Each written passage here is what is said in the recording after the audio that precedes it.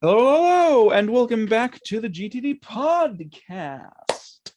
I am the Norix. I speak the podcast. I'm not sure how I sound right now. Hopefully, I sound okay. I sound kind of weird in my own ears. I'm not sure why. But yes, we're here again. I'm with Matthew and Devin as per always, except for the times when they aren't here, and that's when we don't record episodes, apparently. Isn't that right? What? Yes, that's right. But yes, we're here with Matthew, who may or may not be interchangeably going out of this for a few seconds every now and then, and also a very, very tired man. And there's a kitty. Yeah. His name is Leo, and he's very cute and snuggly. All right. He does look cute. But yes,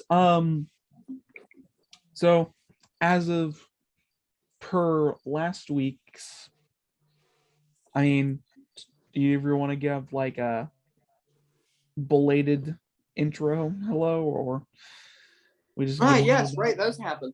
Hello, I'm Matthew, or Thologram, or Mystical Mandarins, depending on whenever I upload the first thing on that.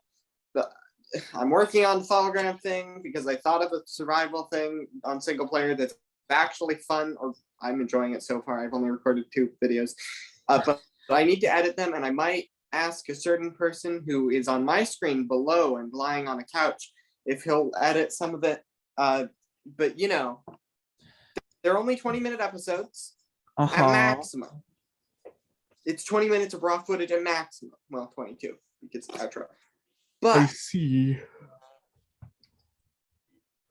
that, and it's Minecraft. You couldn't have guessed. What a surprise. It's going to be called Minimalist, and its episodes are going to be counted in days because each episode covers 1 day. This is not an intro anymore. I know. No longer the start. This is the shilling part. What are you? I was thinking of it as, what did I do this week? Because that's basically what I did this week in regard to gaming. I mean, we're not even there yet. I know. I just brain stopped functioning. What? All right then. Yeah. So I just started talking. There's Matthew for you, I guess. Yeah. Who else is with us though? It's Devin. Yeah, it's Devin, a very sleepy Devin. Yeah. I'm here. Yeah, get ready for whatever he has to talk about, which might be something. I don't know. Yeah. Yes, this is the worst start to a podcast ever. Anyways, also there's Leo. I'm just gonna try and outline some stuff we're going to talk about. Hopefully, just vague outlines. I don't know what they brought to the table, so we have several things coming up the show. We're going to be taking a look at, or rather, we're going to talk about what we've been doing this week. And as I said, as of last week's, announcement, it's not just video games. It's more general gaming, and it's more general gaming. So like anything. I forgot. So talk about whatever you're going to do. Then we are not going to look at any trailers because I didn't get one to look at. I'm aware that there probably were some that were worth looking at, but like a lot of games come out and it's like, I don't know. Anyways. Then what is host topics, generally speaking, isn't it? That's how things, I don't know. It's been a while since I've after trailers is generally host topics and then news. Something. No, that's how that works. It's host Okay. topics and then news. And we're going to be talking about a little bit of video game news, specifically in regards to PlayStation. I'm going to go probably on a small rant in regards to something PlayStation has done recently to both the PS3 and the PS4. They do stuff a lot. So that'll be fun. And then shameless self-promotion at the end of the show. So let's get this low energy, low stakes thing into gear and start with Devin, who is asleep, possibly. So what have you been doing this week? Or last 2 weeks? You know what I mean.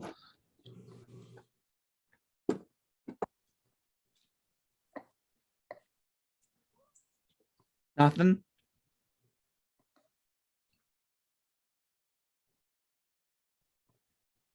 Huh?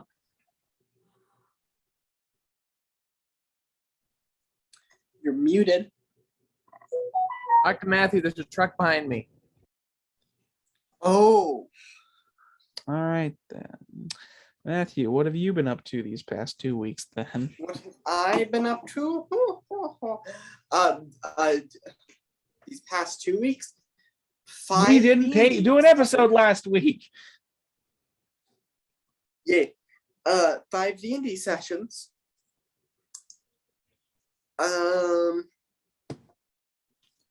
I recorded 2 videos I need to edit. Mm-hmm.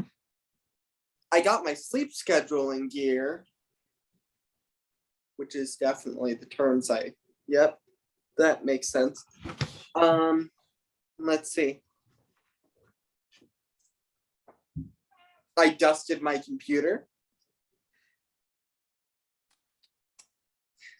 Oh, and the character pulled a bird down into the ground with a wolf hanging off its leg. Mm-hmm.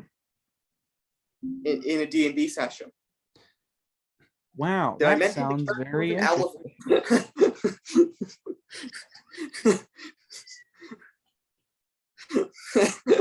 That all sounds very interesting.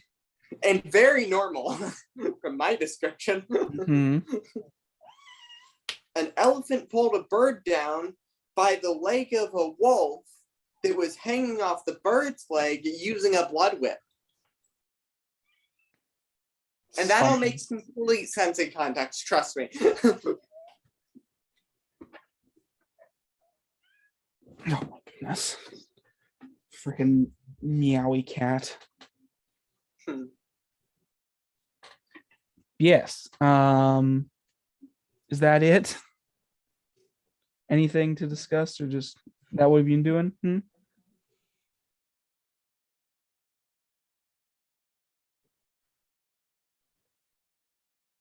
I turned 18.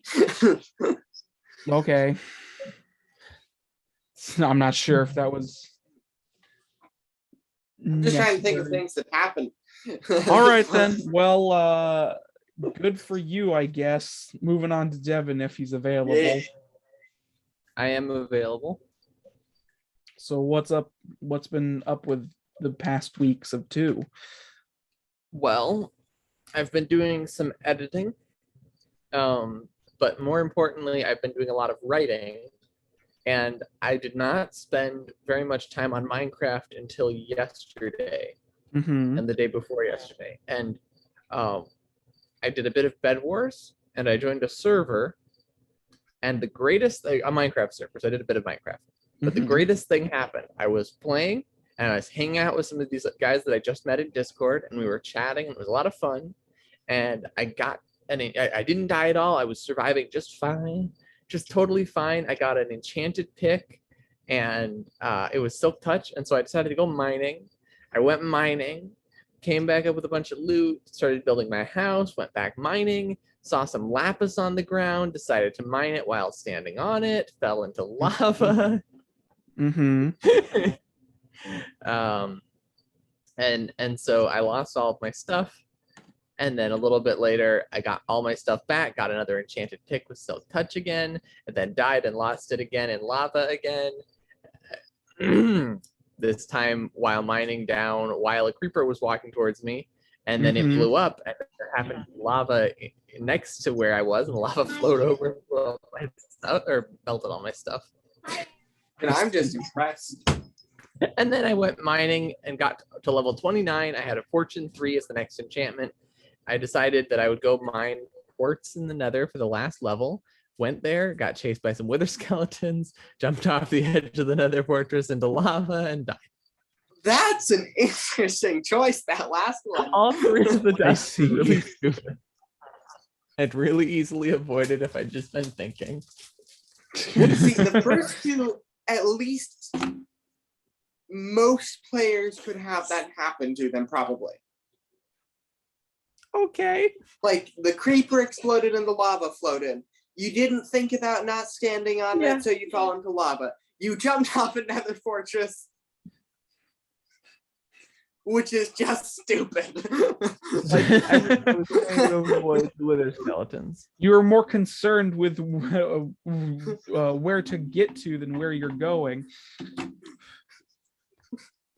There are a lot more options, I'm assuming. I should have just let them Were kill you me, on and then the I would roof, have got my stuff. or Yeah. what? Were you surrounded by wither skeletons? I was panicking. Okay, the little panic part of my brain, the little lizard brain, forgot. Panic, part is panic, interesting. panic. Anyway, See, my that's what I've been panic doing. part is pillar upward. Sounds fun. Lots of dumb things have happened, I suppose. Yeah, All right then. Is that it though? that's basically it for video games. Yeah. All right. We're very interesting people when it comes to gaming. I mean, I can tell. I know. What have I been doing this Oh, video week, may I games. ask? What? I said, well, video games specifically. Well, yeah, it's more general gaming podcast now. I know. Anyways, what have I been doing this week, you might ask? Well, let me tell you. Not much, to be perfectly honest. What was he? I was excited for the episode last week, I was thinking. Yeah, I haven't done really much either. Playing video games is kind of hard to do at the moment because of the whole 3 kitten situation. I can't like Oh, yeah. let them roam about outside of this room because of, well, I can let them roam about, but I have to be present so they don't get into anything too dangerous for themselves. So it's hard to play video games with that going on. So I haven't really played a lot of video games recently. In terms of other things, I've just kind of been like, I don't know, there hasn't been a lot of time for me to do much outside of just watch cats and think about random things, which is my general day-to-day at this point. Think about D&D, think about script, watch cat. That is my life now. So that would be a lot then. no, I'm very boring is the main problem. Oh, you should come over and do a draft of my cube with us. We need to do that at some point soon. Yeah, sure. Whenever. Maybe we Yes, could do it after the podcast. I mean, we could just play. Okay, we'll schedule that. Literally the worst podcast for people who can't see the visuals ever. Listen to us play a game that is mostly visual. All right, so now I play this card, which has about 5 lines of text on it. We could technically do that too. It would actively be Directly terrible. after Like you'd podcast. have to, like most of the time, I just say the name of the card when I play it and don't even say the effects. Even better, we could do a podcast. Just imagine a podcast of just the drafting. So it's just people handing cards to each other and saying, "Okay, your turn. Okay, make a choice. Come on, you're holding us up. Man, Make a that would choice." be really bad. That would be Hey, Dad, exceptionally 5 bad. minutes after we read every pack. Like, Be so you bad. just hear the quiet shuffling of cards and the, all right, okay, here we go. All right. Oh, That would be awful audio. That would be terrible. Talking It about wouldn't it, be though, very that's- good watching it either, but the audio would just be the worst part.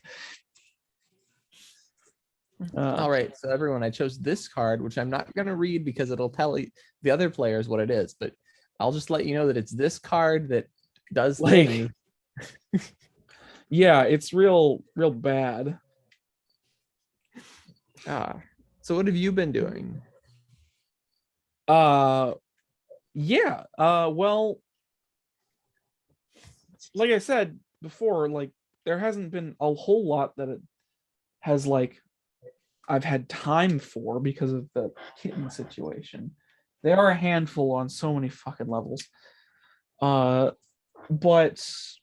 like I said before, I have been like vaguely trying to still work on D&D or tabletop just in general, because that's just a pervasive thing of my mind now. It's not a healthy pervasive thing, but it's there. what do you mean it's not healthy? Well, actually, okay. I did play a bit of Smash Brothers yesterday, I think. I did manage to get a couple matches in, not online, or I should say not matches. I was just playing the game. I was doing like classic mode or something. Because I actually haven't done a lot of the content in the game, specifically like classic mode or the adventure stuff.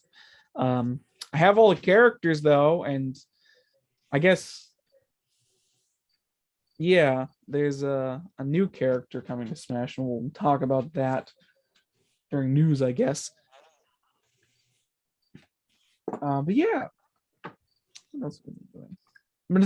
I'm doing a lot of thinking, because thinking is the main thing that I do, because I'm terrible at everything, apparently. I'm not terrible at everything, but apparently thinking is just my main hobby. That's not a horrible hobby. Because these cats, man, they are attention seekers. They are. They're little attention seekers who take up a lot of my time. I am just trying to think of generally other things that I've been doing this week, and I can't think of anything. I don't know if it's just my general lack of brain power right now, or the fact that I haven't done anything, but Cat. Whoop. What just happened? it's something, I guess. Cat. So, yeah. I don't know. I guess that's about it. I don't want to just keep drolling on for however many hours, because I'm terrible at talking, apparently. But yeah. So yeah, that's what I've been up to this week. And as you may know, unless somebody else has something to say, we would normally go to trailers, but because we don't have any, we're just gonna go straight to host topics. I think is what's next, anyways. So I think it is too. Shush. I've got the squeakiest freaking cat in the world. Cats can be pretty Oh, squeaky. God. I don't know. It's a good amount of context.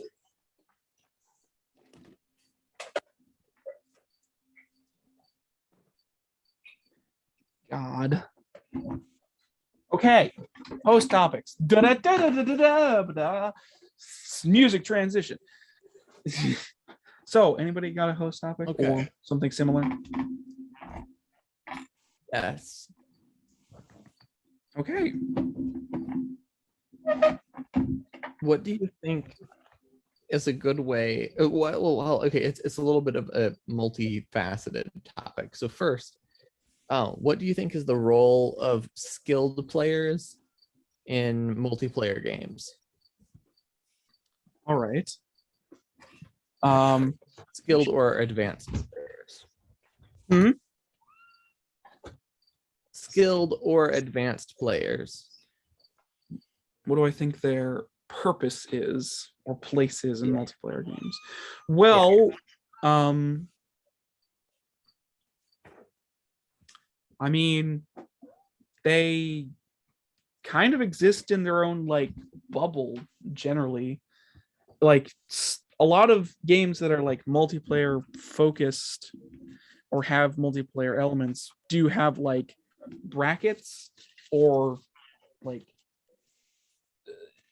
because it'll try like a lot of games that have like matchmaking systems will try and match you with like players or people that are like roughly in the same skill category as you, just depending on how the game measures skill. I meant like MMOs like Rust or Minecraft or that kind of thing, where a player who is very skilled at it doesn't necessarily have to have is probably going to have better gear, but not going to have like nonsensically higher gear.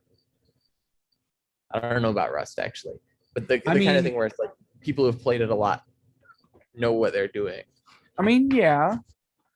Like I would say they would generally play a teacher's role. I mean, I suppose difference between that PvP games. I suppose some of them might. I get what you're sort of trying to get at, and it's like people who play the game for long periods of time are obviously going to get good at it.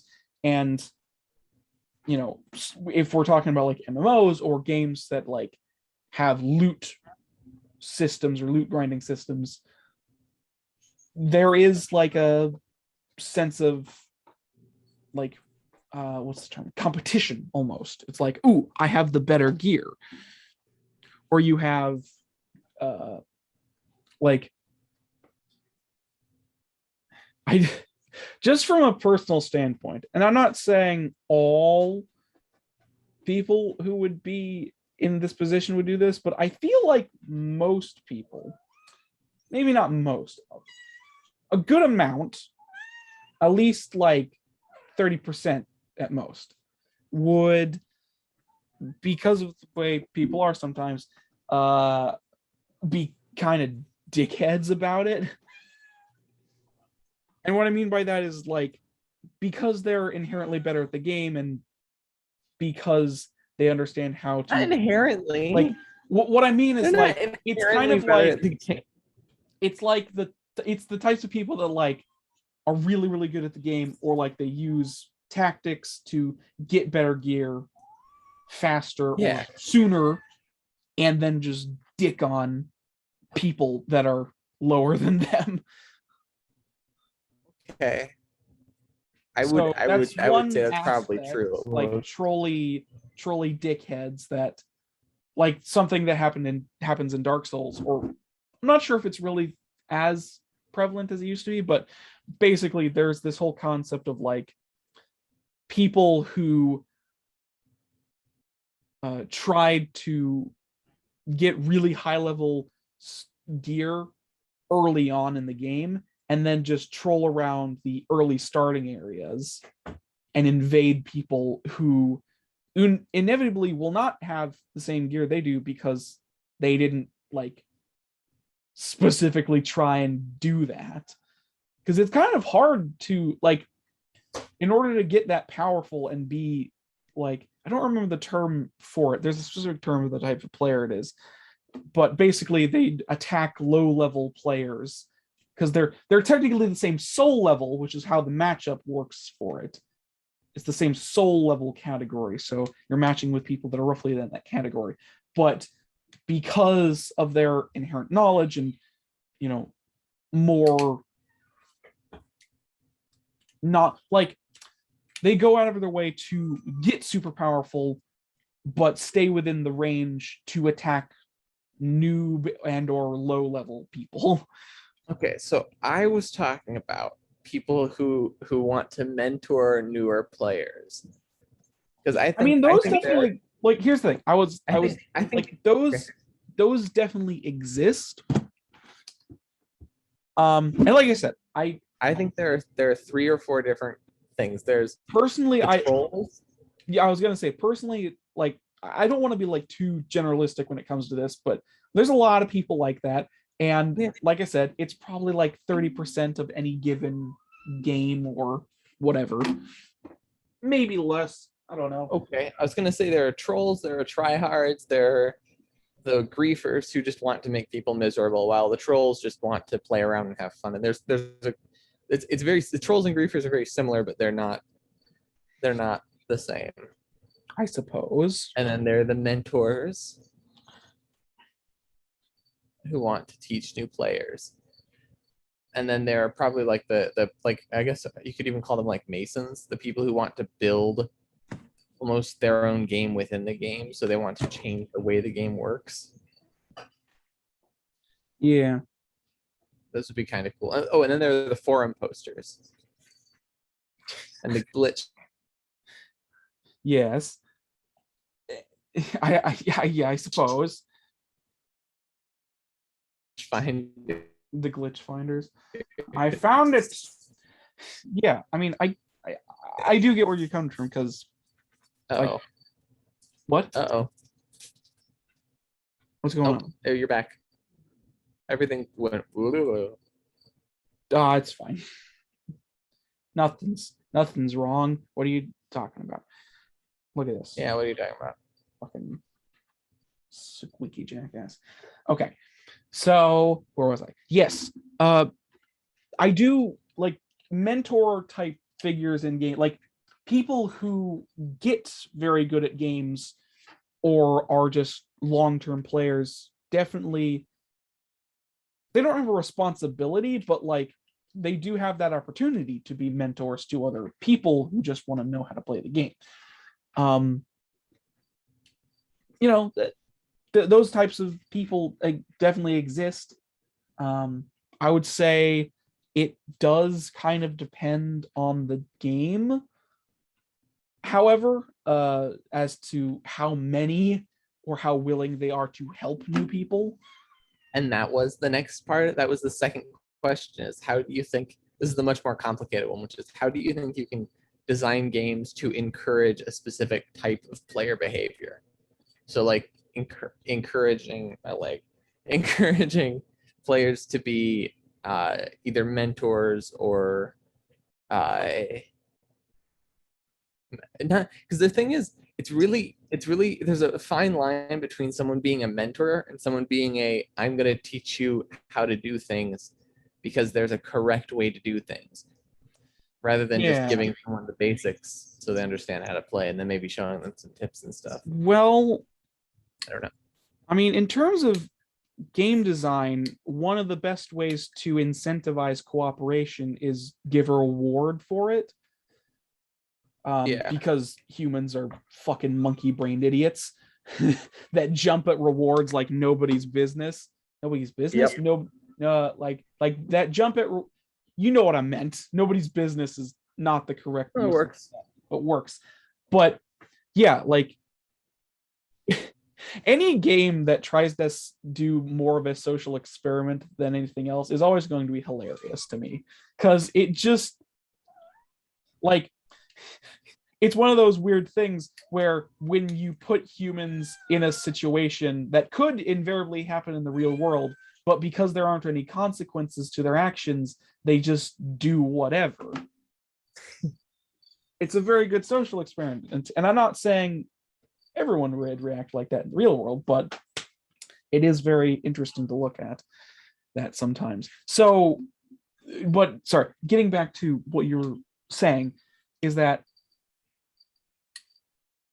one of the ways to encourage cooperation is to give an incentive for cooperation. Obviously, in a perfect world, people would just cooperate naturally. That's not how it's going to happen, though. What would some of those incentives be? Hmm? What would some of those incentives be? I can think of a couple of them.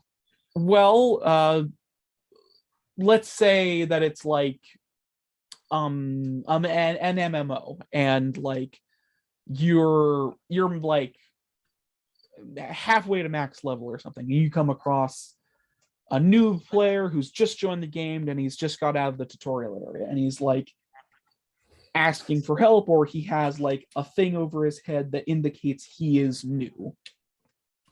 So one of the incentives could be, oh, the more people you help, the more like points you get for leveling up, or maybe like adding a mechanical benefit to helping out people is a good incentive for players to do it. Okay. And obviously, because in order to make that work properly, you would have to have it be given by like the other player to some degree, because it's like otherwise you just like press the help button and get your rewards and then leave. I would say that is a bad idea, Yeah. because instantly I'm thinking two things. One, it encourages players to help each other out of a sense of self-interest. Yes. More importantly, What? it's really easily abusable. If I just create a bunch of fake accounts and have me help them on my main account, and then I level up because I'm helping all these fake accounts. That would be kind of hard to do, and would require like 2 PCs if we're going that way. Oh, sure. Yes, I know. I was thinking more along the lines of like making it so that the game, so that it's possible for people to help you in the game. I would say mainly like item exchange and communication, some form of chat or something. I mean, those things do exist in most online games, so yeah. Given the opportunity, humans will just create their own bartering system. I really liked about Lego Universe is that you could trade items with each other, and more importantly, you could follow around a really skilled player into a super dangerous place, Yeah, and then collect treasure from there. that was interesting. Yeah, it was a lot of fun. Yeah, and I like, if you wanted to incent, like in terms of actual design, if you wanted to go out of your way to incentivize cooperation, you'd either have to like give a benefit to it, or like not even just give a benefit to it, but like design the game around cooperation. Yeah, like forcing these individuals to cooperate, like a lot of team-based shooters, or you could make it team-based games in general. You could make it so in order to defeat the bad guy, you really like mathematically a single player couldn't really do it very easily, and you need like 5 or 6 people.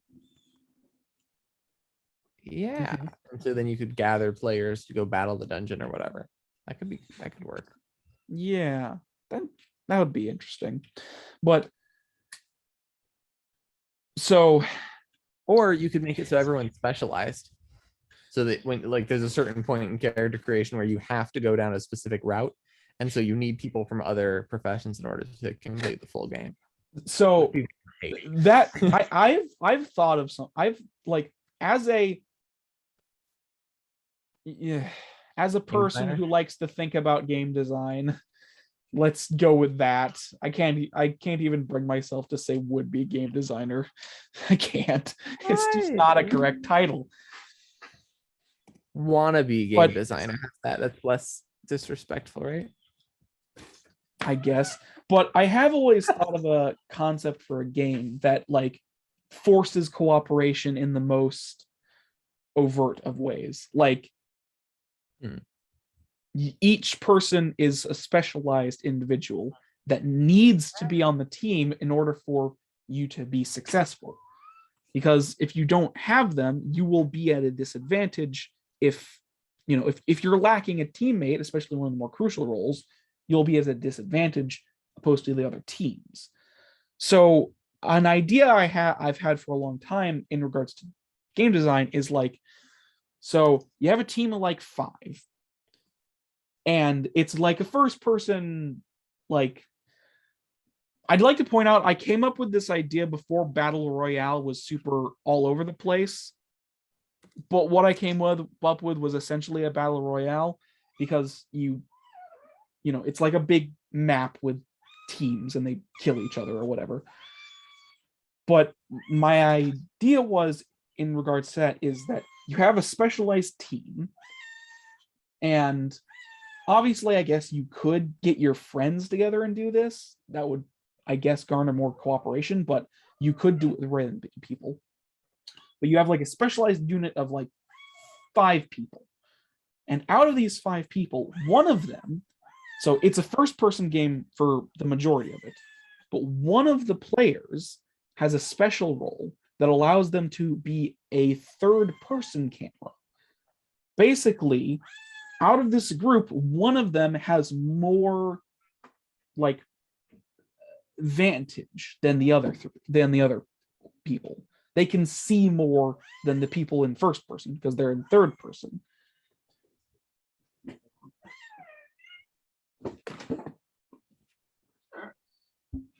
Got a whiny cat. But so that like forces cooperation, because somebody needs to be that guy and tell the rest of the party what's up around them, because they have the best what's the term?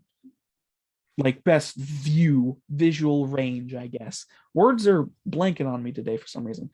But yes. And like that would very quickly incentivize a team to come together, something like that forces you into these specific roles, and if you don't succeed at these roles, you will lose, kind of thing. It would force a group of randos to work together very quickly, But that was just like an idea I've had for a while that kind of falls in line with what we're talking about. So, yeah, other than that though, obviously, I mean, what else?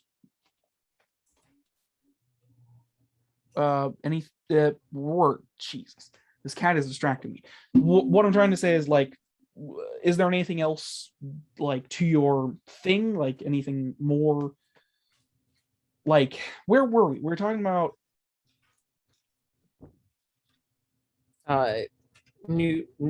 older players being able to help newer players. Yeah, that's right. But yeah, that.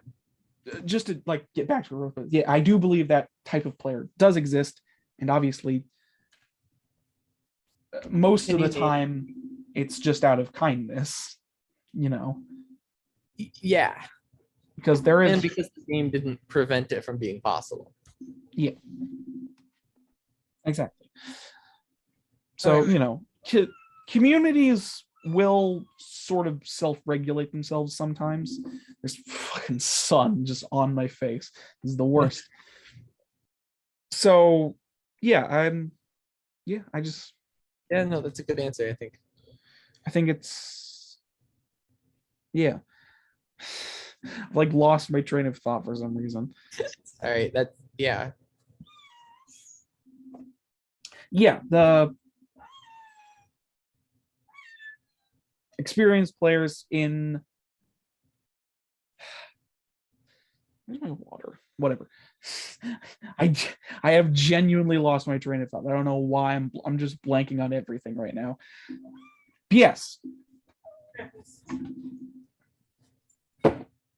there is a place for all of that stuff that we talked about. Matthew, do you have a host topic? Shush, No. shush. What? No. Okay. Yes, I probably should have a host topic given, everything. But at the same time, Maybe the false promises in gaming. That's a good host topic. false promises, like developer promises. Didn't we talk about that last time? Like the whole Hello Game situation? Yeah, we did. We did talk about false promises last time. And I mean, it's not super uncommon in the modern gaming industry, unfortunately. Just take a look at Cyberpunk 2077. Yep. That game was a fucking mess. So, it's unfortunately not uncommon. And it's also unfortunate that the gaming industry has gotten to this point. Because it's weird because like the gaming industry has progressively gotten like worse over the years, or at least they've gotten more like bold at giving you terrible things. Because like the industry standard for video games in terms of like expenditure is $60. But the only reason that's really the industry standard is because they started doing it and we as, a collective as gamers just kind of accepted it and went with it. And as I've said before, there are a couple of games that are trying to go above the quote unquote industry standard, go into like the $70 to $80 territory for like games. And that's like base game, not on top of everything else you're paying for like the super sexy special ultra edition that comes with these things. And, what's the word? These special editions that are like more expensive that come with this, not to mention all the DLC or whatever else they decide to release. Like video games end up, if you're really trying to buy the whole experience at this point, they end up like over $100 sometimes anyways for like single game packages. It's ridiculous. So yeah, like wow. I've said this before, but the thing that angers me the most about the price of video games and how it's a debate at all is the fact that, I guess, like, I don't know if you're actually making a profit or not, but you know what you could do to make a profit? Not make your games as over the top and overblown as they are. Like, I just don't understand. Like, marketing is one of the most expensive parts about video games. Like, marketing budgets are ridiculously expensive for some reason. I don't know why they're so expensive. Like marketing, physical production of the like disc and stuff, if it's going physical, like those are very expensive things that the companies shove a lot of money into for some reason. And I get it. I do get it, because obviously physical production is important and also advertising is important. But if you're gonna shove that much money into it, why are you going out of your way to make your game an open world experience that is attempting to pull players back into it? Like, the term live service has become more and more prominent because video games are not just things you play. They're things you they aren't just things you play and then continue on. They're things you keep coming back to. They're live services. You keep paying money into it for whatever else. Video games at this point are just trying to keep drawing you back into the same game over and over again for infinite money. Yeah. I mean, it's a great business model, right? No. If you sell someone the same thing over and over, you can keep selling them the same thing over and over. And if you sell someone an unfinished thing, But that's the they'll other want to buy the problem. finished thing. It's the sunk cost fallacy, Aaron. It's the sunk cost, I understand. monetizing the sunk cost fallacy. But that's the other problem with it, is the fact that every game for a long time was just trying to do this. So like you have all these competing games that are trying to compete for a player's attention, which is upwards of like 70 hours sometimes in terms of gaming, and like they're expecting you to keep coming back to this, but it's not you can't have this many games try and do this and it work on the same. Like you can't have one person play all of these games and all of them be live services. That's impossible. Yep. Just I like play every game. Just like you can't I watch play all all the the news games. at the same Like- time. You can't watch all the science documentaries at the same time. Well, Yeah. you could. I do. At least in that all the- case, they aren't asking you to come back to them. That's the other true. problem. Well, the Yeah. news, Like the they're news all is, 'cause you fighting for have a your 24-hour attention news so cycle. hard, and what you're getting out of these experiences are lackluster anyways. They're fucking grindy, terrible experiences that just want you to spend money. Sounds like But you, Sorry. but like, you could play all the games at once instead. Just all at once. That would work out perfectly. No. Not to mention the fact that most of these are open world games anyways, which is the worst fucking genre of game at this point. Like so many fucking open world games have come out. So many of them have just been terrible or like fucking grindy money spending messes. Or way too fucking long. Like what was They it? should focus on world building. I don't know. There's also like I don't know where this comes from. Maybe it's a studio by studio thing, but there's this weird obsession in the gaming industry for realism in video games, or like not just realism, but like excessive realism to some degree. It's like that. It's like the video game industry is that one kid who in the school project went above and beyond even though he didn't need to, but he isn't gaining any extra points for the extra work.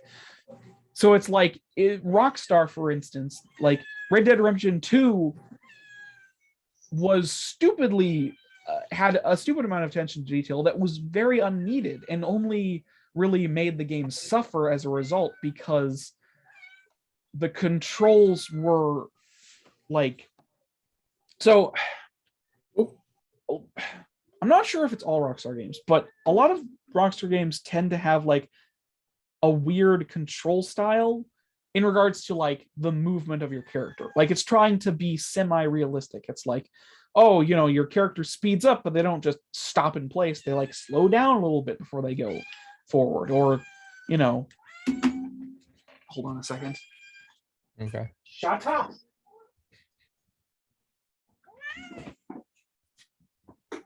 Or a cat meows at a door until the caretaker picks up the cat. So where was I? Movement. Yes, sorry. The movement of a lot of like personally, like the movement system in certain like Rockstar games, especially like GTA 5 and Red Dead Redemption, is like this. I don't know how to explain it specifically, but like there's momentum to the movement to some degree. So it's like when you stop holding your control stick, you don't just stop moving to some degree. Your character like takes a few steps. Like they're slow. It's like how you would normally walk. It's like if you're running forward or moving forward, you don't just stop in place like a freaking weird statue. You like, you know, you try and slow down your movement before you stop. Hold on. If you're a bird and you're flying, you don't fly like that. Yeah, hold on. I'll be right back. This does not make sense for people who are listening to this on audio, but I'm referencing the Wingull in one of the latest Pokemon games that just flies forward and then does a full 90-degree turn and then flies forward and then just stays suspended in midair and then does an 80-degree turn. Yeah, it's like, so that's how their like control system works. And like, you can imagine how that would feel kind of awkward because it makes you do like, it's not that I dislike realism in video games. It's just, to me, I would prefer good snappy controls over realism in terms of like how a character moves. So I don't want my character to, when I flick the control stick backwards, do like a spin turn, like how a normal human would do it. I just want them to snap backwards because that's where I wanted to go. I like snappy controls that allow me to move in the direction I want without any super long bits of hassle. But anyways, that's just a minor point. The other thing about like Red Dead Redemption 2, because it's one of those things where you're going into this so much detail that is so pointless. Like, what was it? One of the things they programmed into the game was because it's like a Wild West thing, so you have horses. And if your horse has testicles, they'll shrink in the cold. They literally programmed them to shrink in the cold. That sounds unnecessary. It's so pointless. Like, I get it, guys. I get it. Attention to detail is really cool. And wow. I get it. Attention to detail Just is really imagine cool. And the team that's assigned to realism is kind of cool. Your boss goes up and is like, all right, guys, we want realism in this game. You're wasting work hours on that. You're wasting work hours and money that could be going into other things in the project, or like, other things that don't require you to overwork your staff with 100+ hours of fucking what's the term? Overwork. You know what it's called. Why can't I remember? Crunch. That's what it is. Like 100+ hours of crunch on the game for stuff like that. It's just like when you have a game that goes so hard into realism, sometimes you just end up creating something not good. Not to mention that the game has like a prologue that's like 20+ hours long. I'm not even kidding. Like there's a prologue. Sorry, not a prologue, an epilogue. So like after the game is over, there's like a 20-hour epilogue. It's ridiculous how fucking long and terrible that. Okay. Maybe I shouldn't say the game is terrible, but like, gosh, man, this just seems so pointless on the things that like made in this, and it's just you're wasting. You could make a smaller experience or like focus on different things to make the game not as expensive to make. I just hate it when game companies shout at the top of their lungs that we need to do this because it's expensive to make games. Yeah, you know who makes the games expensive to make? Fucking you. You're the reason these games are expensive to make. Why don't you just cut down on the price? God, it's the most fucking self-fulfilling prophecy of a problem I've ever goddamn seen. Anyways, let's call that my host topic, because holy shit, does the game industry annoy me like that sometimes. It's so annoying how unbelievably self-righteous and stupid they are. And also, just as a side note, fucking the gaming community is not like is not exempt from anything in regards to this as well, because they're fucking one of the biggest reasons this is happening in the first place, because they're dumb basic heads fucking keep accepting what these companies give them.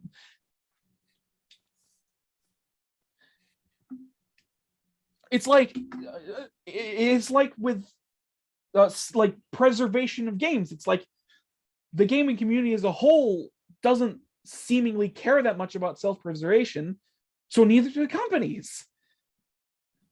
Like with Sony, for instance, like literally the PS3 and PS4 have an internal ticking time bomb. Basically, I don't remember the name of the unit, but basically, whenever a game is loaded, there's there's a function that tracks the internal clock that tracks the time and whenever what's the term? So there's a unit inside of the PlayStations that tracks the internal clock of the machine, basically to make sure that you don't get like timed events or timed exclusives earlier than, to make sure you're not like cheating or screwing with things like pirating and stuff like that. But when that dies, the system is forced to connect to the PlayStation network in order to check what time it is, in order to load a video game, regardless if you have the disc or not. So the PS4 specifically, if you had a disc, like a physical disc, you put it in there and that unit is dead, and the server, if the server was shut down at any point in the future and your internal clock is dead, that is a hunk of nothing that is useless. It will play nothing. Like, that is ridiculous. The fact that was even the case when they built it. That in the long term, before people found out about this and started thinking, wait a second, that's really bad, that they were just like, in the long term, oh yeah, this console in the next 10 to 15 years is just going to be a useless hunk of technology that it does nothing. It's just going to be a fucking 400, like almost $500 paperweight when it first came out. Like the PS4 was like upwards of $500 when it came out originally, because all fucking Sony consoles are stupidly expensive for some fucking reason. So it's like, 10, 15 years down the line, you just have a very expensive paperweight if nothing is done to fix that. Which leads me on to the news, unless somebody else has something to say in regards to host topics before we can move on to the news, because I'm just on a tangent at this point. Yes? No? Okay, so which leads me on to the news specifically, because, so first of all,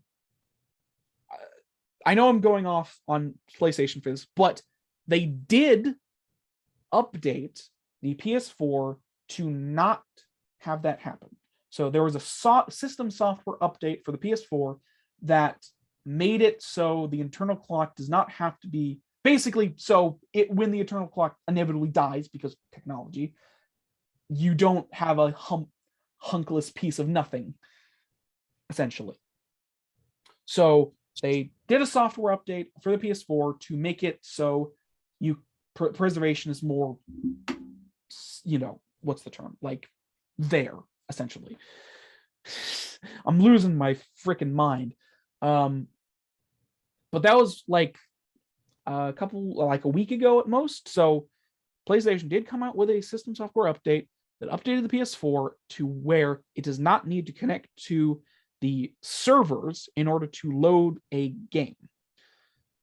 And if the clock in the internal clock dies, it doesn't need to do a self-check. So it will be viable in the future.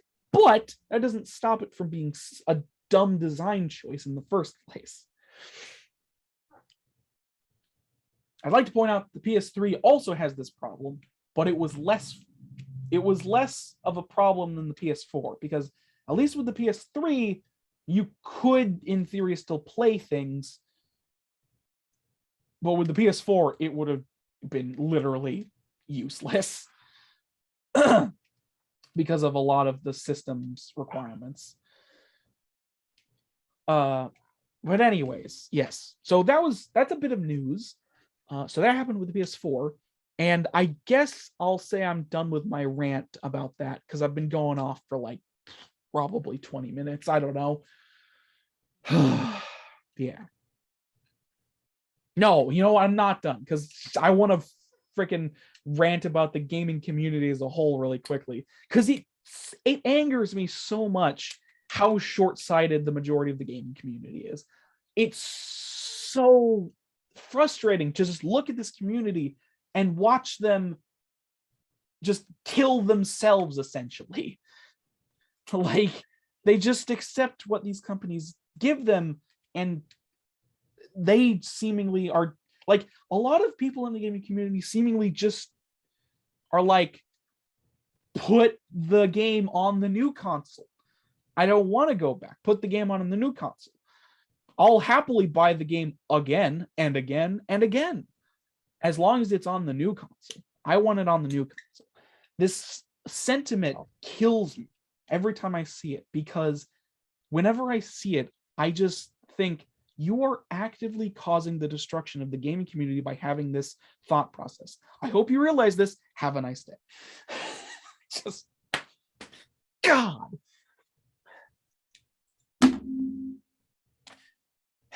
Anyways, I'll call that rant done because other people need to talk, because this is not a me. This is not me. This is a collective. It's a collective in the thing. So, so yeah, that's just a lot of my general thoughts about the gaming community and gaming industry as a whole, I guess, which I have talked about before, but it's been a while since I've done a big rant about something. So there you go. Anyways, continuing on with the news, because nobody else had host topics stuff, right? Okay. So there was that with the PS4. On top of that, I will say, I got an email. So I got an email from PlayStation about a week ago.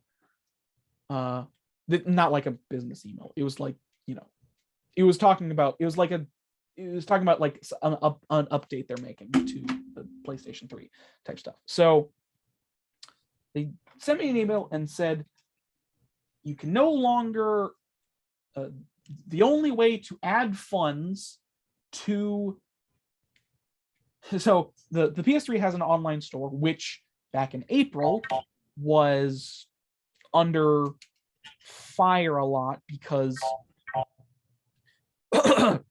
sorry. So back in roughly April, Sony sort of sneakily announced that they were going to be shutting down the PSP, PS3, and PS Vita online stores. We covered that when it happened, and it, because of the backlash that happened towards it and because of preservation, ultimately they decided against that because of the pushback. So the stores are still open. However, now, because of this email they sent me, it is basically what I think they're doing is trying to get people to not care about the online store with this. So basically, the only way, so the way this online store works is like any online store, you can just use a credit card or whatever to instantly add funds and then, transfer things out, because it has like an internal wallet that you add funds to, and then you can purchase your thing, and it's like an instantaneous process with like credit card or PayPal or whatever.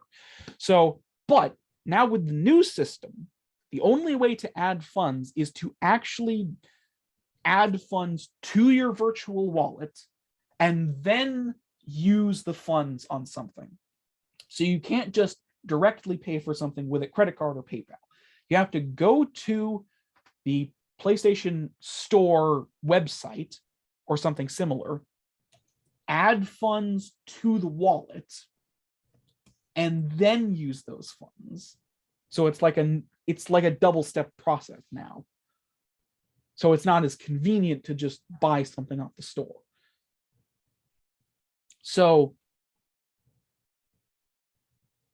I think they're just doing this to try and make it harder for people to use the store, or to basically what I'm saying is that I think they're trying to sneakily like what's the term? like they're trying. Oh my goodness, that rant really took it out of me. They're trying to, I think, like sneakily make people not want to buy things from the PlayStation Store so they can justify shutting it down in the future. It's like, oh, nobody's doing anything with it. You know what I mean? Yeah. Because so basically they made the buying process slightly more annoying than it should be for online stores. But hey, that's just a thing, I guess. I'd also like to point out that as far as I'm aware, they have not given a software update to the PS3, so the PS3 still has the internal ticking time bomb that one day will make it so my PS3 probably won't be able to play most games, or at least anything that requires an internet connection, which unfortunately is a lot of video games because of online, always online DRM bullshit. Anyways, that's enough about. Maybe the truth is that it's actually spyware for the Mexican government, which is fine. Why the Mexican government of all? I don't know, because no one would actually believe that they have spyware sophisticated enough to you're right. Influence Xbox because Microsoft is stronger than Mexico. I mean, I guess. No. Mexico, the government specifically, the country, the landmass, and the people on it are pretty powerful, but the Mexican government is not a very powerful. Yeah, it has problems. A lot of governments have problems. A lot of governments have problems. Some governments just have more problems, though.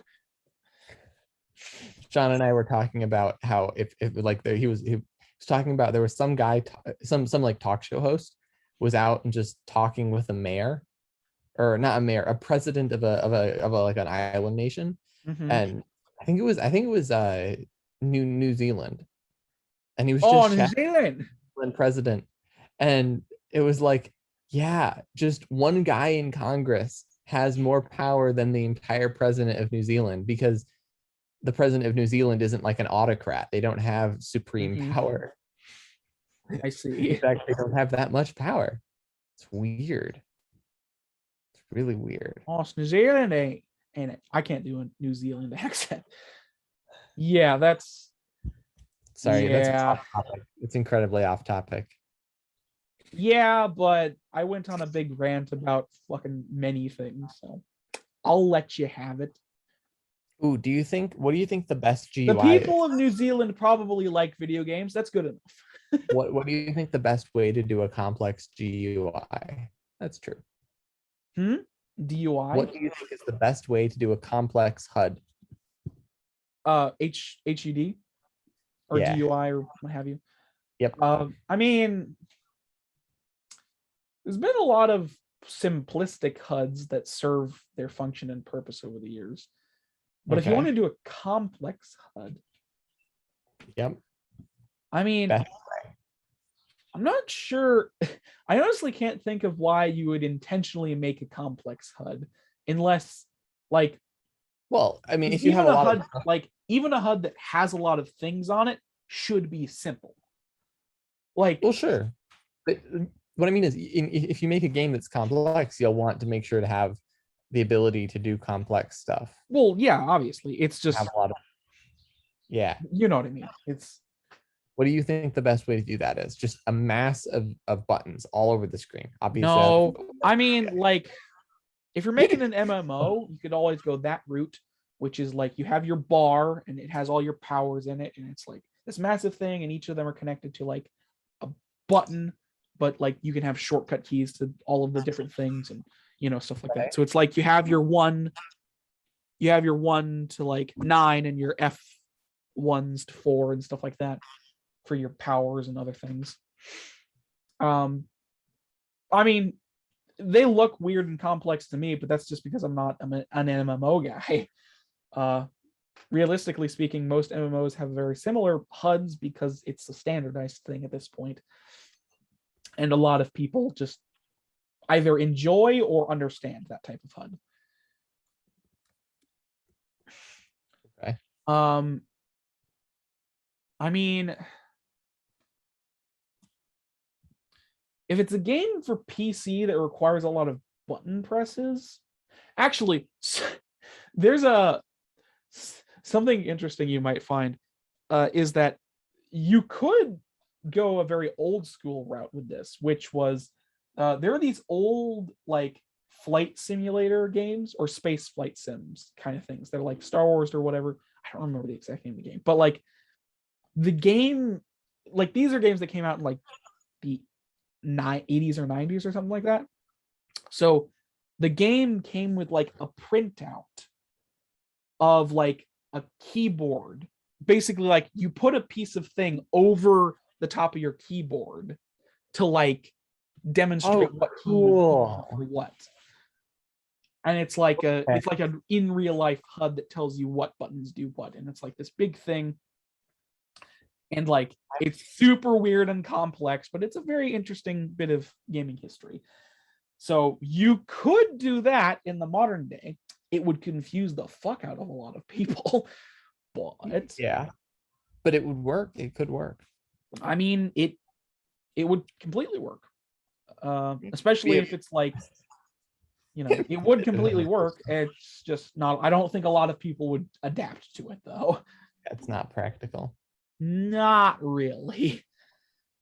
So, but oh, sorry. No, continue.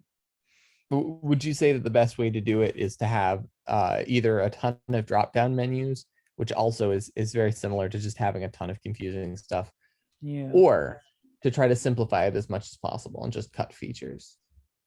Well, I suppose it kind of depends on both what the gameplay is going to be and what buttons you think are like most necessary, I suppose. Like, because if we're talking like a controller, like this, you have your button, you have your 4 buttons, you have your 2 control sticks, your control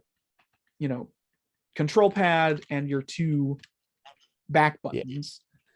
And it's like there's a limited amount of things that this controller can do because it has this button. The button layout can be anything you want it to be, both from a developmental perspective and the fact that a lot of games just give you the option to remap buttons at this point to your liking.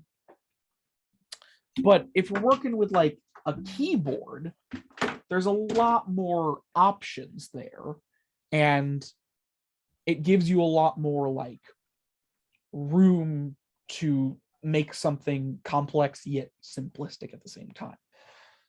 And ultimately, I don't think drop-down menus is the way to go. For one, drop-down menus is just like it's the lazy approach of having all these buttons. Like it's like no. You see, instead of having all these buttons on a screen like this, I have all the same buttons, but I just rearranged them so that they're not taking the whole screen. Something that I there is like a common or no, go ahead. No, it's just that it feels like it's like, yes, you've categorized them, but the fact is there's still all these menus and stuff. Yeah. So there is sort of like, I'm not sure if it's a standard thing. It seems to be for a lot of simulator games, but like there's this thing on PC games where when you get into a vehicle, a little menu will pop up in the corner that tells you all of the buttons for the vehicle specifically. So it gives you a list of buttons that like those are all for the vehicle you're in. But like obviously it doesn't tell you like some of them, like WASD is always going to be move for vehicles, generally speaking, unless said otherwise. So there are like general principles that are the case for all games. So WASD is generally going to be move. F or E is going to be interact, stuff like that. Control is usually crouch, stuff like that. So they're like grounded foundations that people build upon because that's the general accepted thing. But with the vehicle menu, obviously it doesn't show you the controls you would expect. It shows you controls for the vehicle. It's like, okay, so shift raises and lowers the, like, I don't know, let's assume it's like a truck. It raises like the back or whatever, you know. You probably have an acceleration menu or an acceleration button. Yeah, it might have gears, you know. Yeah. That's another good one. When you have like driving simulators that put more attention on like the actual driving aspect. So you have your gears and all the things you can do. And obviously you can do a lot of that with button presses, but you know. Yeah, it's a lot easier to have something that it's not just like enter a menu and click some things. You have more, there are more creative ways to have the things get clicked. Mm-hmm. Yeah. And just a general case. I mean, if we want to talk about like HUDs specifically, because HUDs don't necessarily have to have like the buttons on them per se. No, sorry. What were you gonna say? I was gonna say I think Minecraft's menu is actually really interesting because the number of things in the Minecraft menu is actually pretty insane, but you never really think about it because it's the options menu. It's not the things that you interact with mostly. You don't have to interact with it in order to play the game.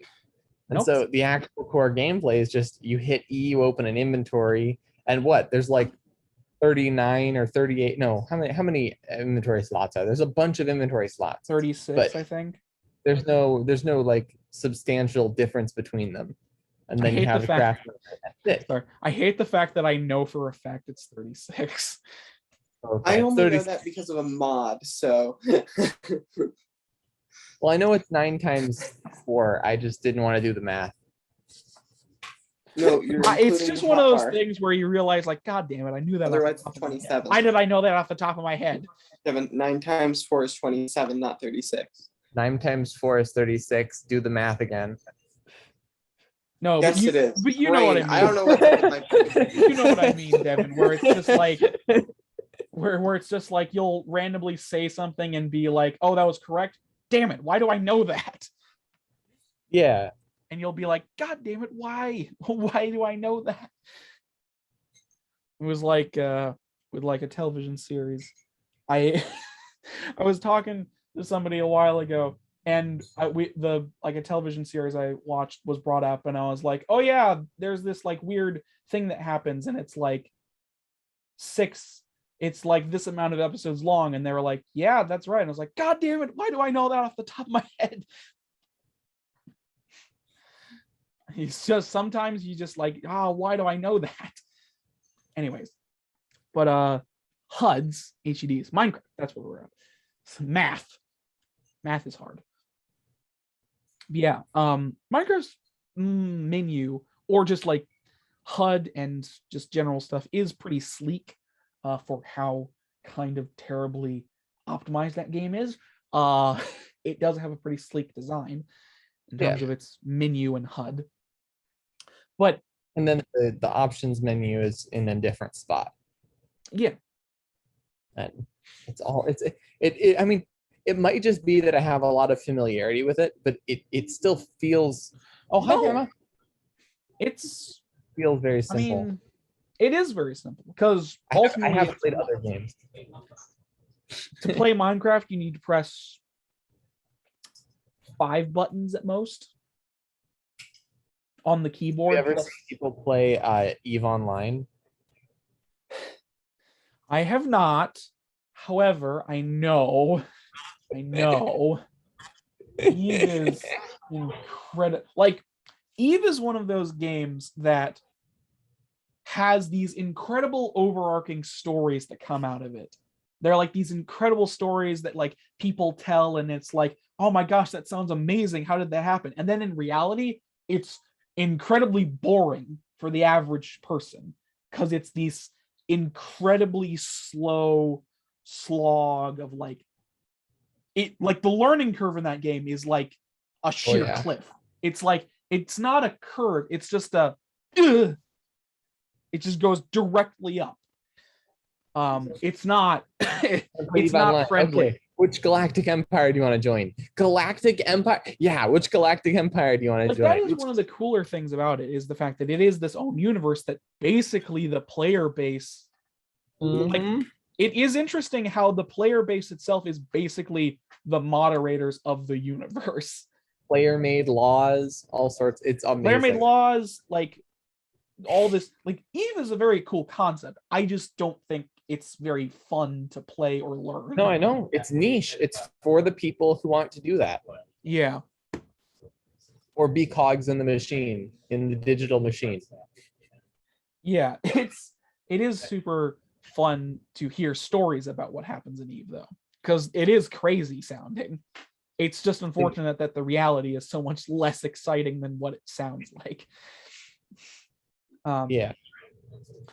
So what I was going to say before is, so looking at like something like Dark Souls in terms of like a menu or a HUD, it's Dark very simplistic. You have four things on the screen. In the corner, you have the amount of souls you have. In the top left, you have your health and stamina, plus like a little bit of design that shows what affiliation you have, specifically to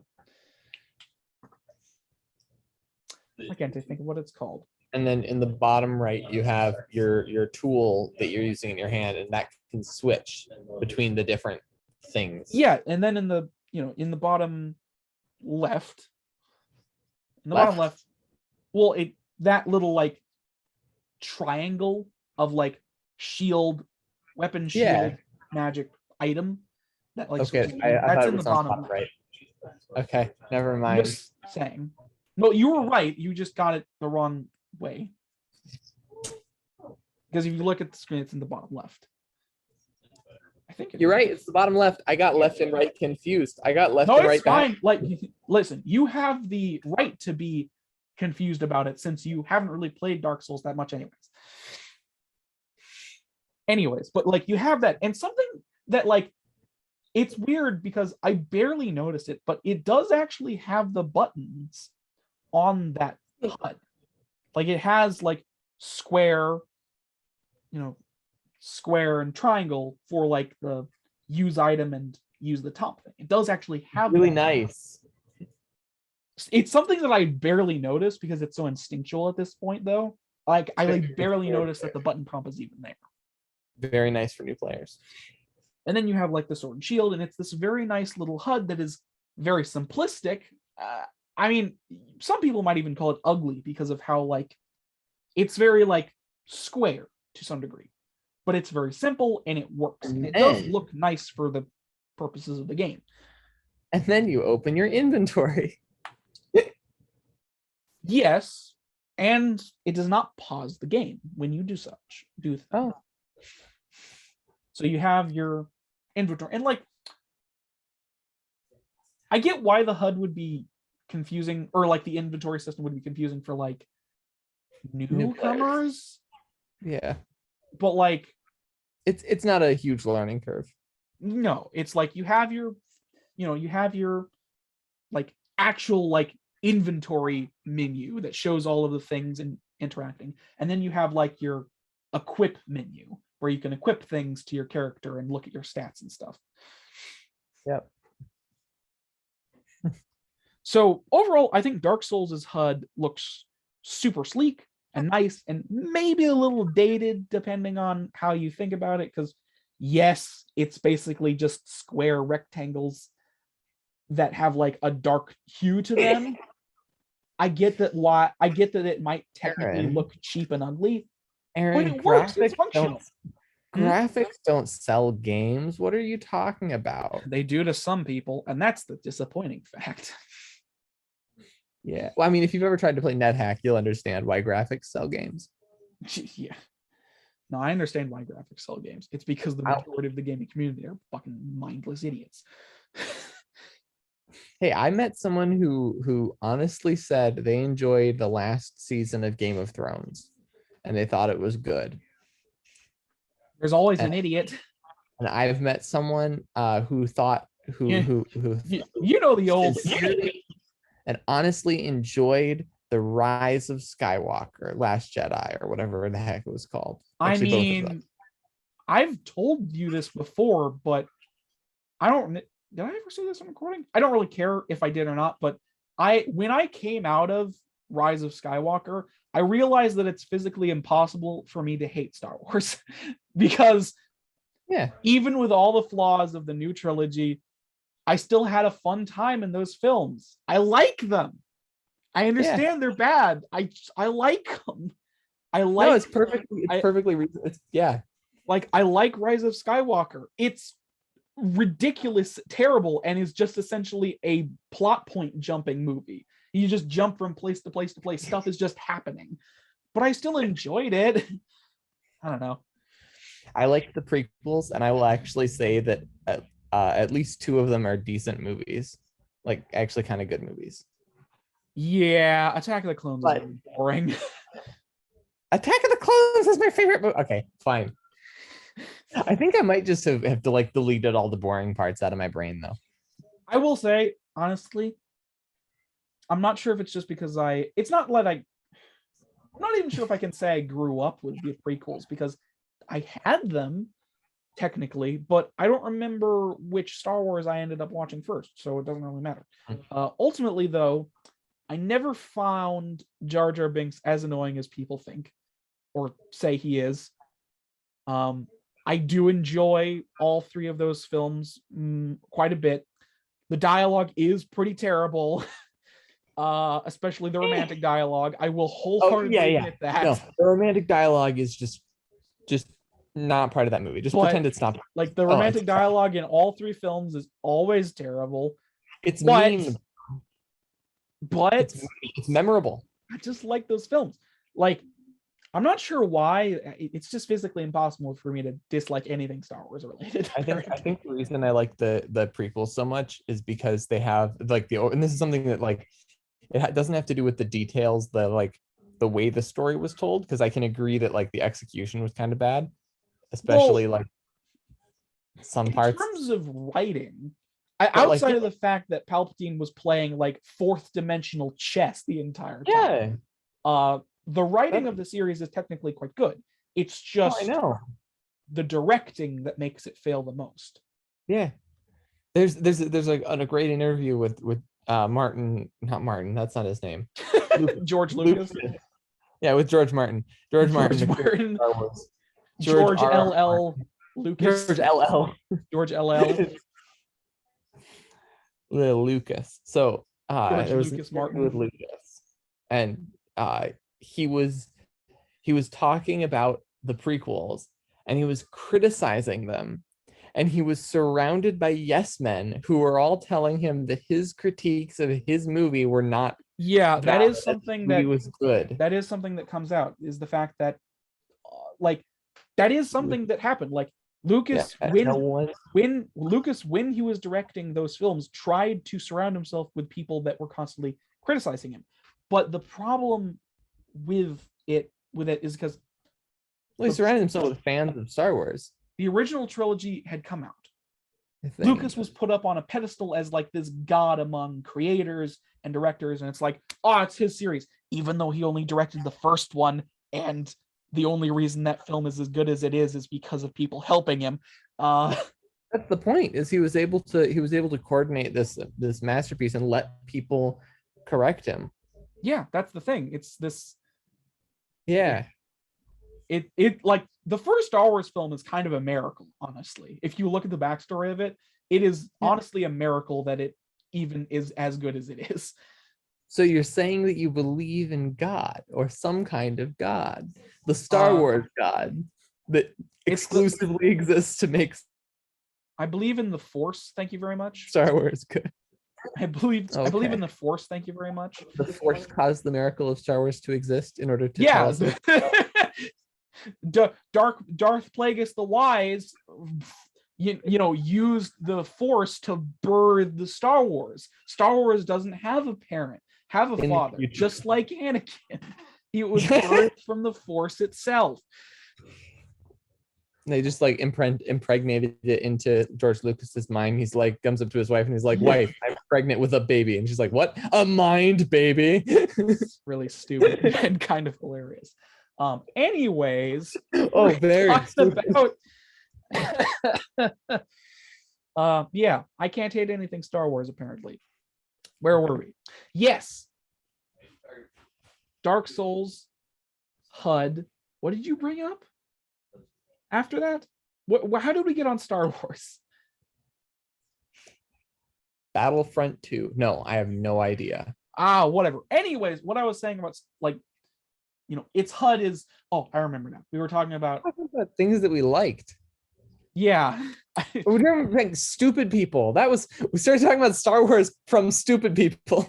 Yeah, that's right. People will like anything. Speaking of that, Star Wars. I mean, I'm a big dumb idiot that likes the entire franchise, to be perfectly honest. I mean, it's fine to like the entire franchise. I don't personally you don't, I could easily watch any of those films and have a great time. Yeah, you don't argue that they're good movies. That's the key part here. I would argue certain aspects of all of the films are good. But I mean, like, I'm not going to get into it. No, yeah. No, like, it's one of those things. I was going to go off on a tangent. I was like, you don't have time for that. Okay. Well, I don't want to go off on another tangent. And it wasn't even like that related to what we were talking about anyways. It was just a thought I had. Anyways. But moving back to the HUD thing, is what I was going to say is I personally really hate the HUD in Dark Souls 2. Because and it's not like it's that dissimilar from the first, it just looks a little fancier, but the inventory menu specifically I hate, because it's this. So the way they did it is that it's like this it's like 1, 2, 3, 4, 5. I think five by however deep it is. Basically, it shows you all of the items in like a big menu thing, and you like select them from that. And it's like, it's not the worst, I guess, but specifically for the equip menu, like for equipping weapons, it's just really like confusing sometimes, because they're like these tiny little pictures, and the name of it is at like the top of the like bar thing, and you're like trying to pay attention to the name because the tiny pictures, you can't tell what half of the stuff is. And that's the other thing that I like. I get that this is technically like I could just remember the name and not have a problem, but in the original Dark Souls, whenever you picked up an item, it would show you a picture of the item as well as what it's called. So you could instantly like, oh, I see it. That's what it looks like, and that's what it's called. Cool. I want to know what that is. So you look in your inventory and you can very easily find it. In Dark Souls 2, whenever you pick an item, it just tells you the name of it. So you're like, well, I wonder what I picked up. Better time to look through my entire inventory because all of it looks the same. Oof. It's just a really annoying thing to me about Dark Souls 2's HUD. It just looks awful. Like, it's this weird metallic gray color. I don't know. I guess it doesn't look that bad, but from a functional standpoint, it's really annoying. Anyways, but yeah, HUDs, complex or simple. There's a lot of ways to go about it, and ultimately, trying to simplify things is the best way to go, I guess. Probably. Anyways, yeah, that was a fun little discussion topic. Yeah. Okay. We got one more piece of news, I think. No, wait. Oh, that's what I was going to say. So before I get on to the next piece of news, I was going to ask you guys, so I have been like vaguely trying to keep track of like Dungeons and Dragons news or like tabletop RPG news in general, but like it's kind of weird and dismaying, to be really honest. Okay, you know what? Ignore what I said, because it honestly didn't matter for the question I was going to ask anyways. Basically, do you two have any like newsworthy things that you know of regards to like gaming? Not like video games, but just like games. I'm just curious. Because I know like Devin, you at least pay a large amount of attention to Magic the Gathering, so Yeah, I don't but they know. haven't Magic decided that they would have an endless hype season, and they would just keep hyping things every week. We got a new thing, and that ended about a month ago. And it's been so nice because the community's been like, it was like we were all running, and now we're like, oh man, we get to relax and work on some of these other things that aren't just talking about the news. Yeah, I get you. We're diving onto various projects and stuff now. Yeah, that's how I feel sometimes when it's regarded, like, news in general. It's like, oh my God, Endless everybody's hype. going to be talking about this for like the next week. I don't want to talk about this. Yeah. But yeah. Okay. So But yeah, there hasn't been a lot of Magic stuff in the past couple weeks. I'm assuming that by October 31st, we'll have a Stranger Things secret lair drop. Oh yeah, I did hear about that. A secret lair Stranger Things crossover Magic the Gathering, which those tie together very well. Yeah. It'll be fun. I thought of something Magic the Gathering related that I don't know how many people know about it. Oh. Yeah. It's more game store related, and it's kind of old at this point, but still. I mean, Okay. the news we're talking about is kind of old anyways. So, if you didn't know, Wizards of the Coast, well, actually Hasbro specifically, the owners of Wizards, is seeing that their little thing called Magic Arena is doing really well and getting them a lot of money because they like money a lot. Mm-hmm. And they're thinking, paper Magic and drafts, do we need it if online exists? Well, we could make more money through this other method. Uh-huh. So they're cutting draft boxes more and more in place of set booster boxes and set packs, which have 12 cards in them rather than 15. And you can't draft with them because they're formatted so differently. And draft packs are going out. I see. Yeah. And they're giving less and less draft boxes to game stores, especially the smaller game stores, because they're prioritizing them less because they're seeing that Arena is making more money. So they're like, we don't actually need these small game stores for Magic. So we're just saying we're not going to give you as much to sell. I see. Which is just great of them, isn't it? Yeah. Honestly, I'm not super surprised about that. Wizards of the Coast is... Well, it's specifically Hasbro. I'm sure that Wizards too, but you have... I know that it's Hasbro that's making the decision. You have a fair point. But I'm not going to let Wizards of the Coast off the hook. Oh, sure. No. But you have a fair point about the Hasbro thing. But Wizards specifically has made a lot of dumb decisions recently. Sure. But in this case, unfortunately, it seems to be a very, very much top-level corporate decision. Yeah. It's just like, drafting is actually popular. Why are you trying to get rid of it for online play? Because money, obviously. I know. They're trying to drain... Man, could you imagine? They're trying to... Could you imagine what's the if word? they figured out a way to force people to just use their service and then they just stop production of physical cards altogether? That would be impressive. But they're trying that would to save them so much money. Yeah. Then they would just have to create NFT files. And they're trying which is to incredibly inexpensive.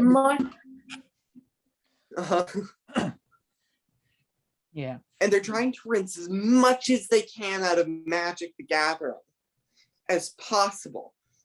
They're going in more and more in the money direction, because if you notice, there have been more and more and more sets coming out each year and more Magic things in general.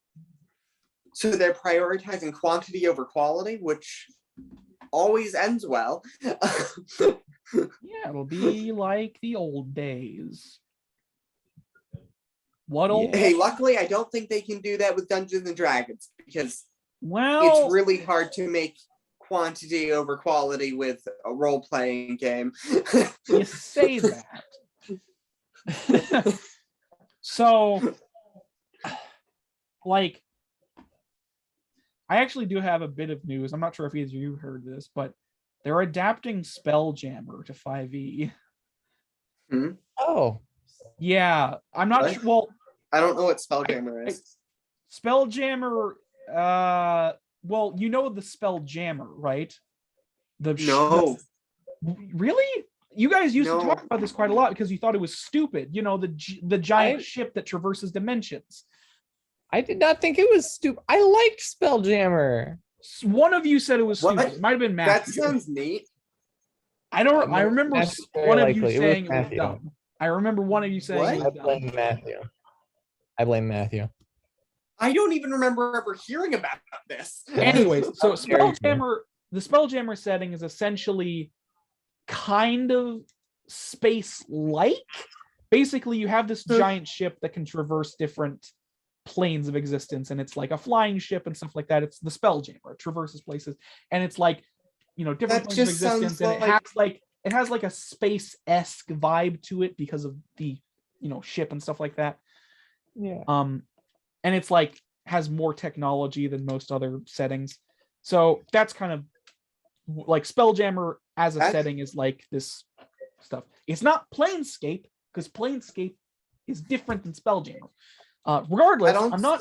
So I would like to say, I say they're adapting Spelljammer. I'm not sure if they're adapting Spelljammer specifically, but what they are doing are allowing Spelljammer races in a new playtest. Like there's a new playtest thing that's coming out there, and they're allowing a bunch of Spelljammer races in it. That seems fine. So I think they might be adapting Spelljammer, which is it's whatever. I think Spelljammer is kind of interesting. It sounds neat. Would just like Planescape though. That's just what I want. Just please give me a book on planes. Anyways, I'm tired of looking at that one paragraph panel about Sigil. Give me a book on Sigil, god damn it. Yeah, they make a 300-page book for every single plane of existence. I would love that so much. It would make my honestly job so much same. easier. Anyways, Oh yeah, that's like a bit of news I heard about. So like they're doing something with Spelljammer, and apparently they're planning on adapting two more older things in D&D for the coming future, and then making one brand new setting. So apparently they're adapting two previous settings. They better And- not adapt Mystara. Hmm? That's my only thing. Greyhawk and Dragonlance. I bet those are the two settings they're adapting. Well, they No. are doing more Ravenloft. I wouldn't be surprised.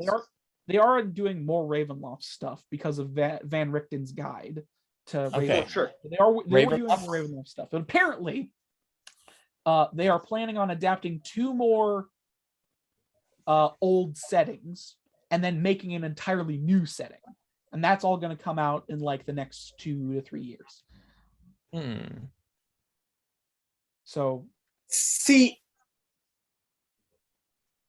from what I've heard, I do not have a problem with that. I don't know what they're adapting specifically. I guess Spelljammer is related because they're doing the Spelljammer races. I don't know what they're doing that specifically, but I'd be interested to see Greyhawk and Dragonlance or Greyhawk and Dark Sun. I'm assuming they're going to bring Greyhawk in because it's, I think, like the first D&D setting or something, or it was created by Gygax. well, yeah, Greyhawk is one of the most interesting settings in D&D because it only ever like there are, I think, 5 continents on Greyhawk, and only one of them is statted out and detailed. No, no not? Greyhawk. Do not take Greyhawk and put it in 5e. No. Don't put, no, not Greyhawk. Do not do that. No, Greyhawk is super Greyhawk. fun to do, though. I like the idea behind Greyhawk, and I love the fact that only one of the massive continents is actually like has stuff about it written down. I kind of like that weird bit about it. Personally, I'd like them to explore more of the domains of darkness and look at the other Dark Lords that are not freaking what is his name? Strahd von Zarovich. Isn't he dead? No, he's a vampire. I thought he was killed canonically. Like in his adventure. Huh? I would be kind of surprised if that's the case, given lore-wise, the Dark Powers do not let him die. Like, the whole point of the Domains of Darkness and the Dark Lords is that you have these incredibly evil Dark Lords trapped in these, like, pocket dimensions. And the only reason, like, they do what they do, but they're mainly there to amuse the Dark Powers. And that's what, like, the Dark Powers put them there to amuse themselves. The reason Strahd von Zarovich will never die or break is because of his unwillingness to accept his own terrible deeds. And the Dark Powers love it. They love teasing him so much. Like, with his, like, his love interest, I can't remember her name, who threw herself off the balcony because of what he did, and his, like, hatred and loathing for her, plus his love for her because he did all this for her, stuff like that. Anyways, I went off on a tangent about the Dark Powers. I just really like the Domains of Darkness and think they're really interesting, and like, there's a lot of cool stuff there, and all of the Dark Lords are really interesting. Anyways, there's a lot of cool lore there that they could adapt. Especially with, he didn't die. I don't remember the name of the character. No. But one of the Dark Lords was literally kicked out of his own domain of darkness because the Dark Powers got bored of him. Like, okay. He broke as a person and then just started accepting everything they did to him, and then they got bored because he wasn't resisting and they just kicked him out, which is very funny. Anyways, moving back on to the news. I mean, this is technically the news. I started talking about D&D. Anyways, they're doing something with Spelljammer and something with more stuff like that, so that's interesting for the future, I suppose. If you want to keep buying books, keep buying their books. Of course people want to buy books. Man, I wonder what's, like, 6th edition is going to happen at some point. Obviously not anytime soon, because there's, like, barely anything for 5e in terms of materials. Like, there's all of the adventure modules, but, like, in terms of settings and just, like, a lot of general lore for D&D, there's, like, nothing.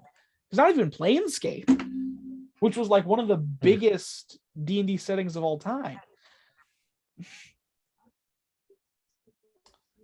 But, like, I wouldn't be horribly surprised if 6th edition was just, like, 5e 5.5. I guess that's what you'd call it, right? If you wanted to do, like, a middle section, because there was 3 and then 3.5.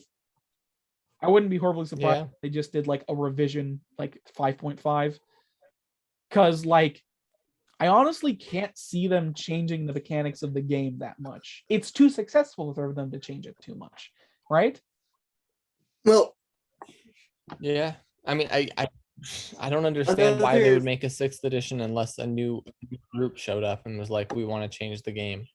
I mean, I suppose. Another D&D player I know, who I played Adventures League with, who I met at Adventures League, actually. From what he can tell in the Tasha's book, it looks like 5th edition, well, D&D might be moving toward a more point-buy method for everything. Like buying abilities and that sort of thing. I did. Yeah, I did hear something about that in Tasha's Hideous Cauldron. Which sounds interesting. Eh, I'm curious what it is. I want to get the book just to see. I mean, the only reason Point Buy is so popular is because of 5e, I think. Like, Point Buy is a thing that has existed, but it's always not been like the popular option, right? And now Sure. it's like becoming increasingly the popular option. And I think that's just because of the new fan base, right? It has to just because of the new fan base that Probably. has garnered interest in 5e specifically. Probably. I want to look at Tasha's Hideous Laughter to see. Anyways, though, but yeah, that's some tabletop news for you. Hey, we're actually more general gaming podcast now, even though I spent the last 20 minutes ranting about video games and then some movies. Anyways, so last bit of news today, this is just a small bit, and it won't matter to you two really much because it's video game related. Anyways, so Sora from Kingdom Hearts is now in Smash. I'm sure everybody on the planet knows this, but I wanted to put it here anyways, just in case somebody lives under a rock and didn't hear about I'm it. pretty sure.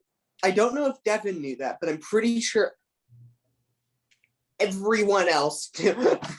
Yeah.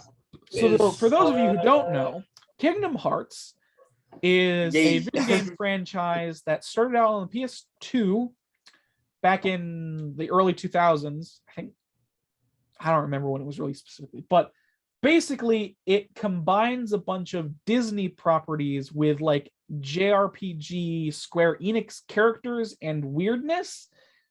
So the main thing is that you're playing as this guy called Sora who traverses different worlds, and it's filled with these Disney characters, and you like go through the general plot of the Disney movies that the world is about.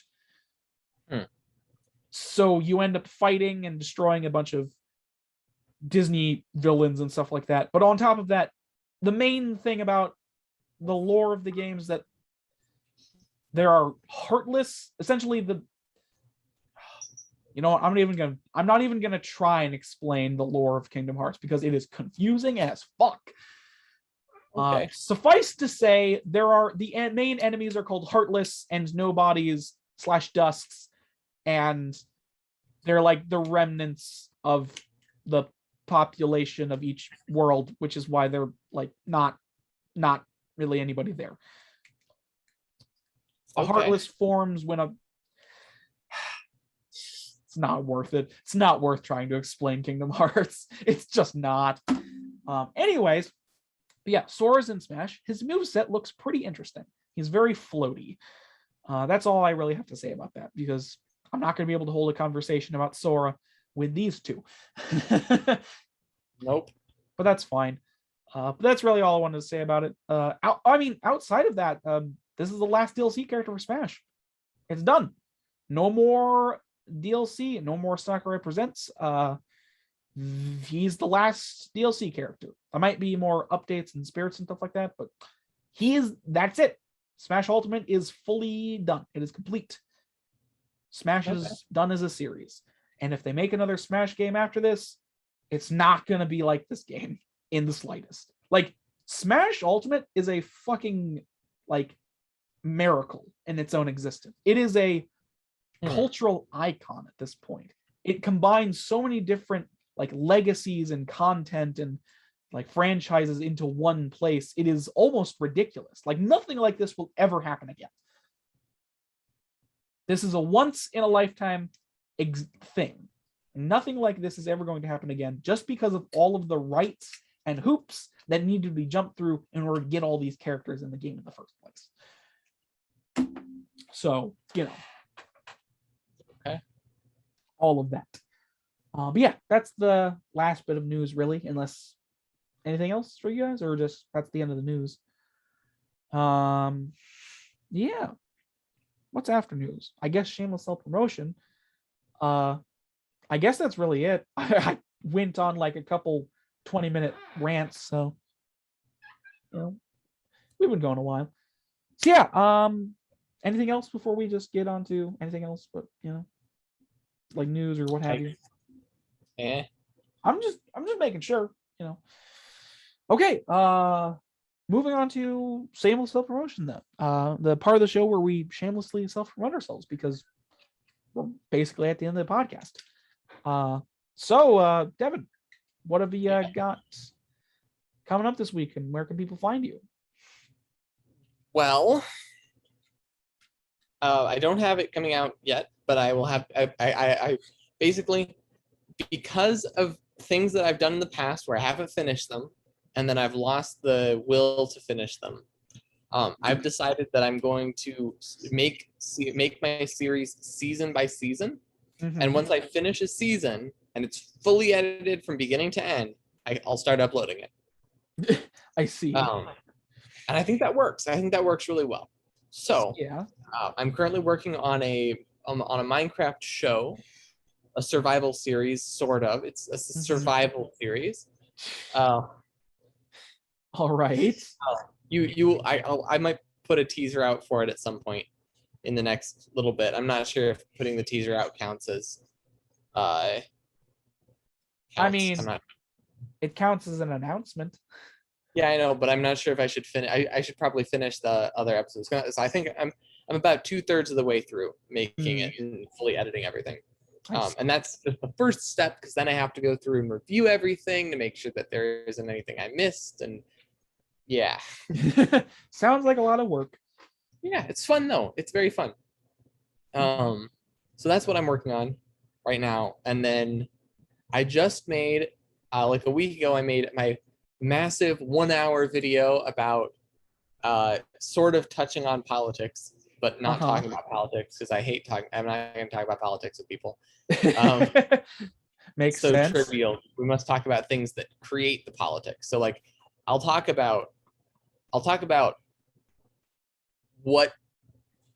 life and liberty and what things people should be allowed to do and stuff, and like law and specific policies and things. I'll talk about that, but I don't want to get bogged. Oops. What happened? I don't want to get bogged. I was brushing off some stuff from my keyboard. I see. I don't want to get bogged down in things that no one's going to actually end up agreeing on, because we can all agree that people are people. We can all agree that people are humans, and we should probably treat them like humans. And that we can all agree that nothing agree. We can all agree on nothing. Being polite is better than not being polite. These basic things. Slavery is wrong. We can all agree on that. So sure. This is why we need to invade Mexico and Libya. What? Excuse me? It's a joke. It's a joke. There's like a meme where people say invade Mexico, and it's like, what? And it's like, is that it's something we're not ever going to do. But it's invade it for what? We've already robbed it of everything it has. Well, no. We invade it so that we can establish a stronger government there to take on the cartels. Oh, yeah, because that fucking always works. No, it doesn't, though. It doesn't work, but it's funny sounding.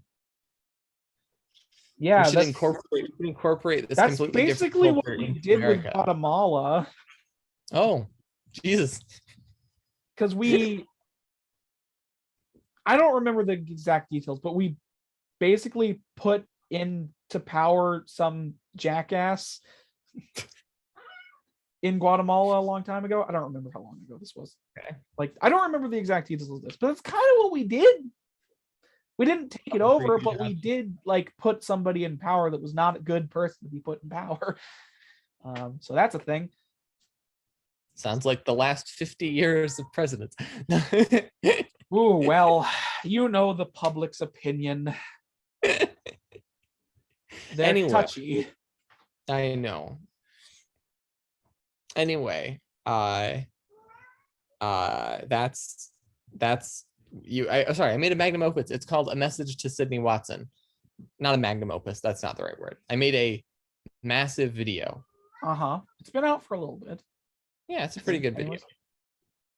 And that is where you can find me. I also make a thing I also have so I've been reading an encyclopedia, which I haven't made anything for in a while. I've still been reading an encyclopedia. I just haven't had the wherewithal to sit down and make something. edit and animate a massive thing because I don't have 40 hours to just pump into it, or 20 hours or whatever it is. Yeah, I get you.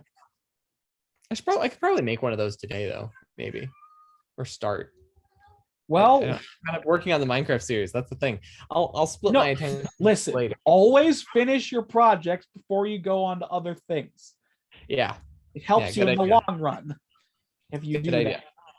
Good idea. Last thing.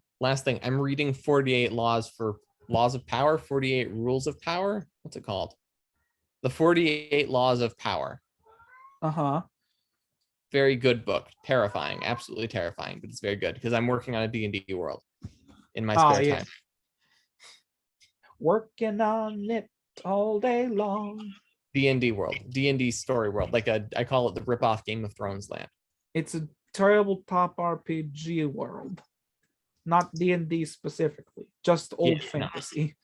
Yeah, just old classical dragons and knights fantasy. Uh-huh. Jerk Knights. Jerk Jerk No, Knights. This world does not have. This world doesn't even really have knightly orders, as far as I'm aware, yet. Yeah. Yet. Yeah. All right then. But that's it. That's it for you. I'm sorry. Did you say where people could find you? You can find me on Devmafu Gaming or the Upstart Ragamuffin. Muffin. Upstart Rage Muffin. Whatever it's called, it's fine. And not Twitter, because fuck Twitter, am I right? Well, you could find me on Twitter, but I don't generally do much on Twitter. Don't look for me on Twitter. Anyways, so yeah, Matthew, what have you got coming up this week in Merc? Can people find you? I don't have anything coming up, but I'm working on many things as usual because focus is hard. But I am actually focusing on a couple of things and actually working on them. Mm-hmm. One of which I started like yesterday, but not important. That's the thing that I want to ask Devin if he'll edit some of. Right. Just so that cough. I don't have to. I mean, you have like 50 fucking plus hours of editing to do. Anyway. No, Aaron. He's decided that it'll be easier to just transcribe all of it and then re-record all of it. It's listening to it and writing out a script based on it. Is what we're going to do, and it's mostly going to be probably. You're going to do it just the same way. I believe you just as much as I believe that you're going to edit it. I believe those are equally likely to happen. Not being sarcastic at all. Sarcasm. Anyway, I've never heard of it. Find content that I upload on Hologram for gaming and Mr. Commandering for strictly story-based stuff, more scripted than theatrical. I mean, you could just take the short route and upload it all raw, and it would be terrible, but you could do it. And then in regards to once I have good enough internet, I will be doing streaming on Twitch. The Twitch name might end up changing, but currently it's Mystic Wanderings. It might change the hologram. I haven't decided yet. All right, then. Anyway, that's all for me. All right. And don't ask about Twitter. And I need to listen. Nobody likes Twitter. Nobody likes Twitter. Who uses Twitter? Yeah. What? Like me? Over half the population? That's like nothing. It's like 10% of the population. It's a lot of people. A lot of people use Twitter. Anyway, I gotta go. So I'm gonna say my bye now. Well, all right then. Whatever. I'll just get my thing out of the way. All right. Apparently, he has to leave early. That's fine. We're at the end of the podcast. 22%. It's 22%. Exactly. That's a lot. I mean, it's technically not a lot, but it's still quite a lot. Good chunk of the All right, population. I will let you guys say byes. Okay. No. I However, just need to get ready to go. So most of the people who have a Twitter don't use Twitter. Yeah. They just have Twitter. So 22% of the population has Twitter. Out of those, only 10% of that 22%, so 2% of the total population, use Twitter. Quote unquote. I just looked it up. All right then. and goodbye podcast. Bye. Yes. Right, what cat? Can you ask Mom about Aaron coming over and drafting? Oh, wait, we're not over yet. I haven't done my thing yet. Oh yeah, Aaron, do your thing. Anyways, I can't move now. There's a cat on. This is the problem. Just You shush. bring the right of a cat. Anyways, yes. What am I doing in general? Nothing, because my life is meaningless and void. Anyways, no, I have cats. My life is full of meaning. Anyways, what was I talking about? I'll just be listening. I realize I can just do that. I've lost my train of thought, and my nose is very stuffy for some reason. But yes. What am I doing? What have I got coming up, and where can people find me? Well, you can find me here where you're listening to this. Isn't that interesting? As always, the podcast will continue to come out, hopefully, knock on wood. Every time I say that, we miss an episode for some reason. Well, I say it like every episode, but then for some reason we have like a bi-weekly schedule. I don't know what's going on. Every time I'm like, no, this time, guys, this time it's coming out weekly. And then it doesn't happen. And then I'm like, okay, I guess I'll just don't keep my promises. It's ridiculous. But yeah. Hopefully the podcast will continue to come out weekly this time. Barring that, I have a couple. Okay. So I'm lazy. I'm just going to say that now. I had a video planned out that I was going to release instead of the podcast last week that didn't necessarily go through for multiple reasons. One of them being that I have terrible writer's block sometimes, and 2, I'm a little lazy, and 3, well,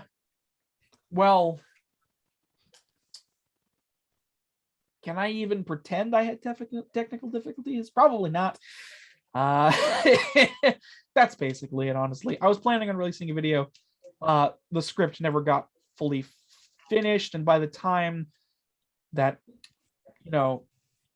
it was about Smash Brothers and Sora had come out, and I was like, well, my video isn't going to make sense now, so now I have to redo the script somewhat. So that'll hopefully come out now that Sora's out. It's just going to be like a retrospective thing about Smash. It's not that big of a thing. Secondly, obviously, like I said, GTD Podcast here and wherever else, where you get your podcasts from, that isn't this Spotify, because Spotify is weird and I don't know how to upload there. So, obviously, you can also find me on Twitter at gamingthediscuss1 or gaming, the discussion, capital letter on each of those. Hopefully that brings you to the right place. I don't post anything there except for the last week I posted the update stuff about the podcast, whatever. You know what it is. You know how lazy I am. I don't use Twitter. I just don't. It's not a thing I do. Yes, that'll be coming out at some point, as well as the podcast. We'll continue to be releasing, hopefully. Knock on wood. It should. Yes, hopefully. But yes, and that's about it. I have some other plans in the works. Oh, well, okay. So, like I said before, now that the channel is more like now that the podcast and channel is more like general gaming discussion, I'll probably have a rebranding at some point when I think of something.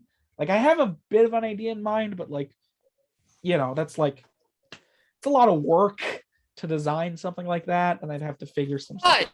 Anyways, what the hell?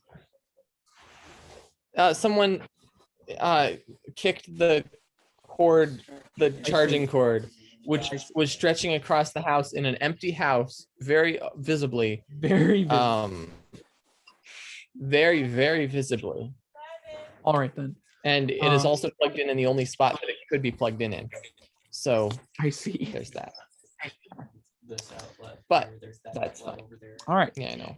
But yes, that is Okay. it. I suppose. So thanks for watching this episode of the GTD podcast. Come back next week, hopefully. It's honestly a crapshoot whether or not there's going to be an episode next week at this point, given our luck thus far. Next week. Huh? There will be an episode next week. That is the plan, generally speaking. So yes, thank you all so much for watching this episode. Do all of the things. Share this with your friends if you like it, and if you don't like it, share it with your enemies.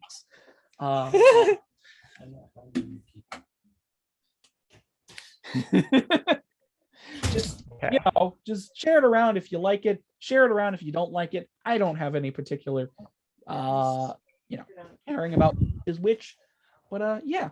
So, anything from my co-hosts? Like I said before, I need to Bye. yeah, that. Anyways, see you all next time and all that. Awkward silence at the end because